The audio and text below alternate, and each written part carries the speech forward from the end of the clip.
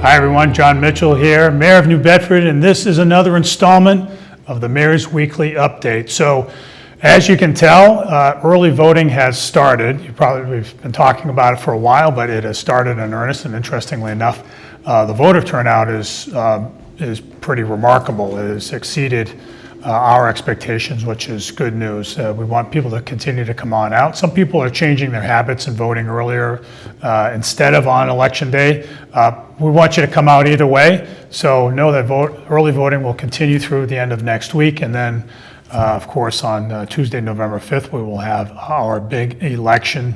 Not only, of course, is there a presidential election, but there are statewide elections as well as countywide elections, no municipal elections this year. So either way, come on out and show your support for your candidate.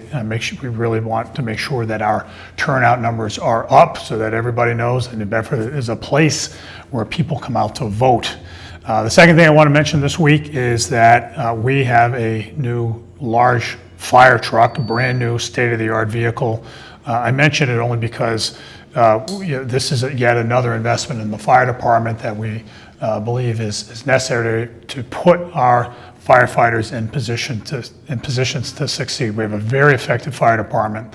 They're very well trained, but we want to make sure that they have the equipment they need, and this is yet another investment that will help them do well what they already do very well, do better what they already do well.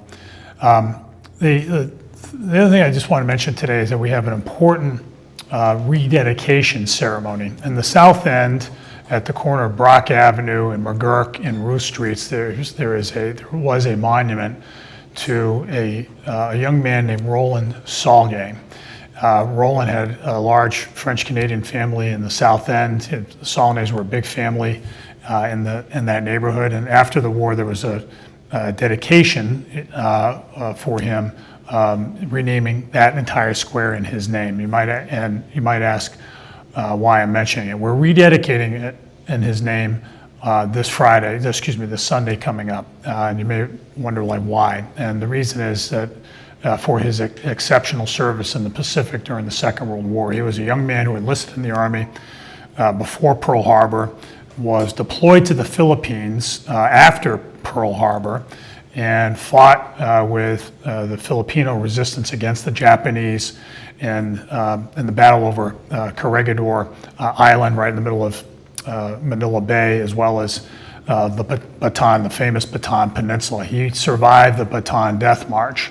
And he was, but eventually made his way into a POW camp. Unfortunately, he was put on what were referred to as the Japanese hell ships, which is where many POWs were held.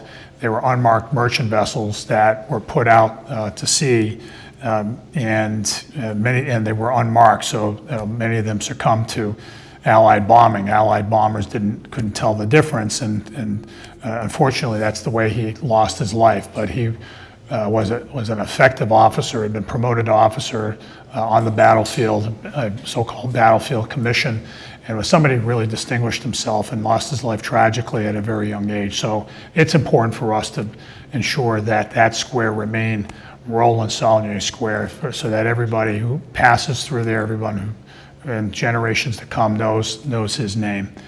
The last thing I wanted to say on a much lighter note is it's Halloween. I haven't picked out my costume yet. I hope you've picked out yours. For all you kids who come by my house, you're going to do all right. We've got lots of candy. It's going to work out for you. So hope to see you out there. This is all I have for this week. This has been the Mayor's Weekly Update. We'll see you next week.